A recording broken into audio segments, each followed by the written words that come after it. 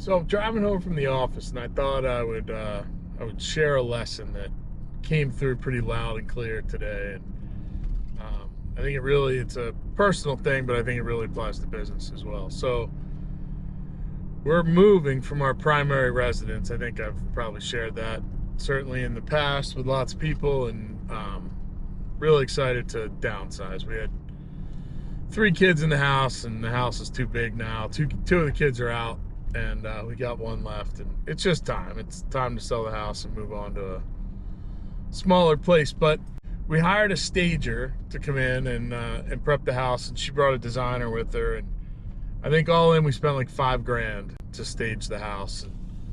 And that includes the rented furniture and moving it and kind of all the stuff. So for $5,000, we've taken our kind of house that was a little bit empty and had some areas that needed some improvement, and we made it a lot better. And it made me think about kind of the M&A process and selling companies. When somebody walks into your house and they're looking at it to purchase, they're telling themselves a story about their future in that spot. And do we want our story to include, this physical location? Can we see ourselves here? People talk about, and does this make sense for us? And, where are the kids going to stay? And then which room would be whose room? And all those things. And by staging the house, you just set the tone subconsciously for what it might be like if they live there. And if there's empty, kind of blank wall space, then they get an empty blank wall feeling. It reminds me of how much of the human process is subconscious and psychological, not rational. And yeah, some rental furniture properly staged in an empty part of a house doesn't change the value of it at all, but what it does, it changes the story in the buyer's mind.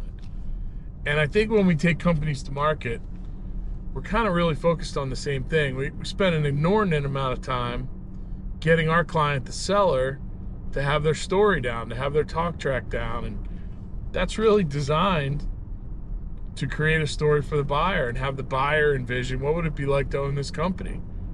What would I be able to do if I own this company? The company's performance under the previous ownership is X, but I might be able to bring something else to the table, and then it's X plus. So, if you're going to stage a house, that's a pretty simple thing. You absolutely should think about, how do you get your company staged? How do you get your company to put its best foot forward? Are your financials in order? Are your employment contracts, your vendor contracts, all those things? Like, how does it show? And then, most importantly, when buyers and sellers sit down for that critical moment in the sale of a company, how does the seller do painting the picture and telling the story? And there's so many kind of cross applications here. And I think so many times you go to sell a company and you do a little bit of work to get it ready, but you don't really think about the story component. And I had this conversation a couple times this week, and it's really, really starting to sink in for me that it's all about the story. And when I say story, I don't mean making stuff up.